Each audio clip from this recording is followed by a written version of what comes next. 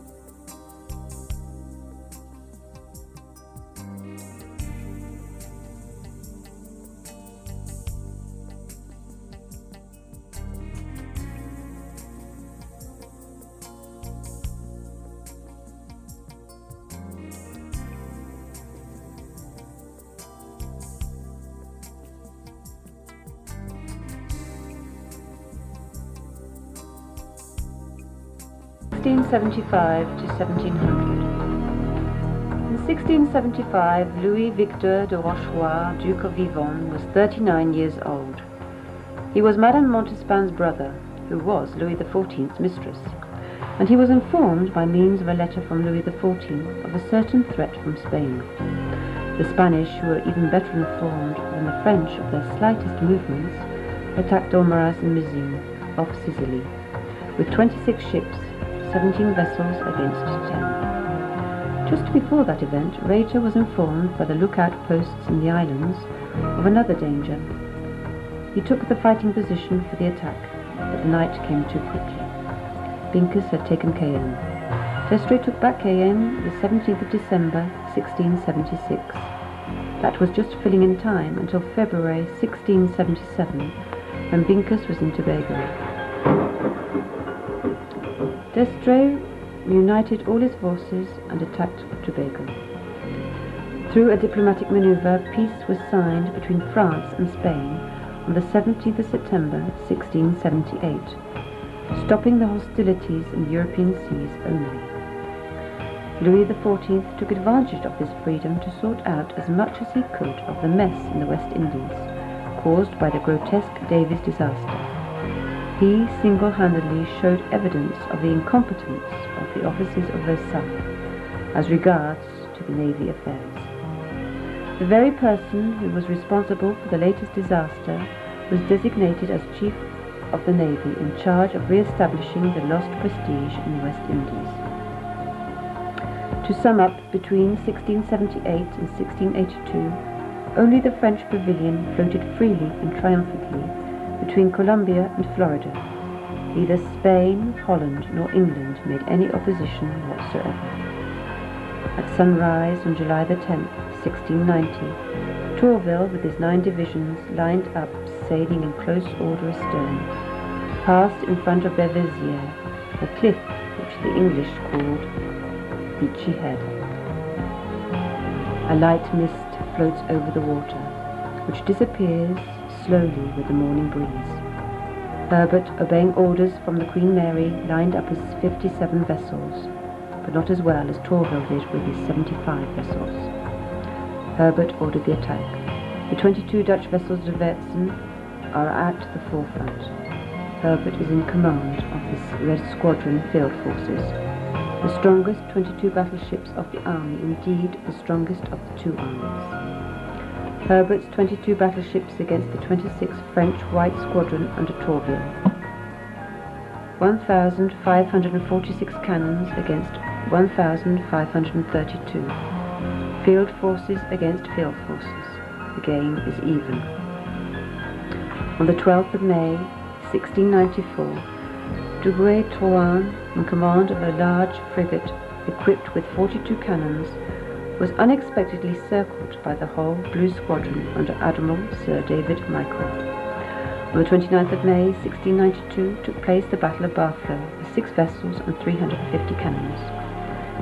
In the year 1691 took place the Battle of Palarennes, led by the Duke of Vivonne, and which represented for the French Navy a disastrous period, as the high seas campaign was a total failure.